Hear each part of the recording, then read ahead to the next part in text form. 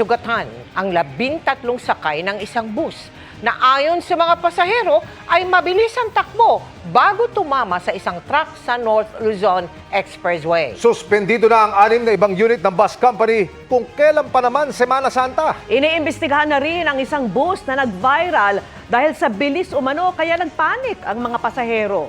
Nakatutok si Joseph Moro.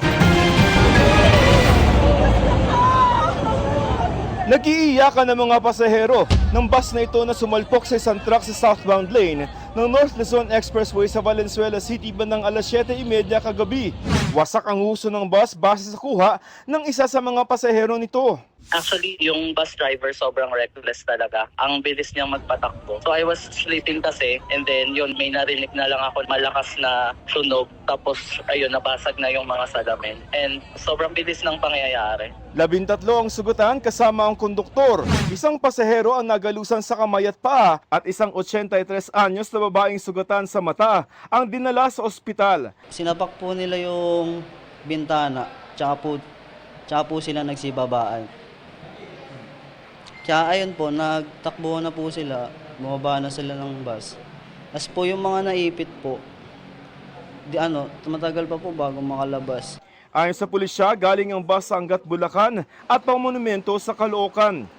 Nag-vert siya ng kaliwa para hindi niya mabangga sana itong dump truck. Kaso nga lang, meron close ba na nandun sa third lane na nabangga niya una. At pagkabangga niya nito, kumabig naman pa kanan hanggang sa dire-diretso nabangga niya yung puwitan ng dump truck. Sa sobrang tulin lang po niya yung nakita namin na kamalian ng bus driver. Tumangging magbigay ng pahayag ang bus driver at kinatawan ng kumpanya ng bus pero nakipag-areglo na sila sa mga sugatang pasahero.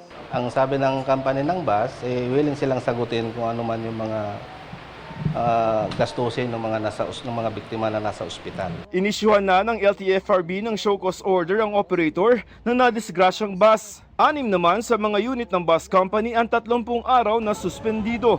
Ang iba pa tuloy ang biyahe, lalo't maraming pasahero ngayong Holy Week. Napaka-grabe po ng pagmamanehong ginawa ng driver.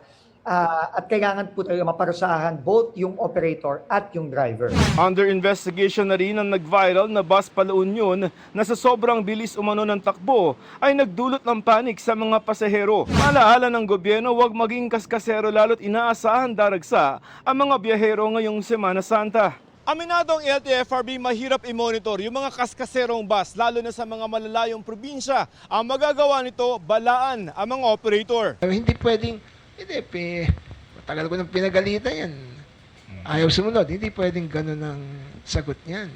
Extraordinary diligence ang kinakailangan. Kaya nga, kapag may mga ganyang problema, tumatama sa operator yan. Sinusubukan pa naming kunin ang panig ng operator at driver ng mga sangkot na sasakyan.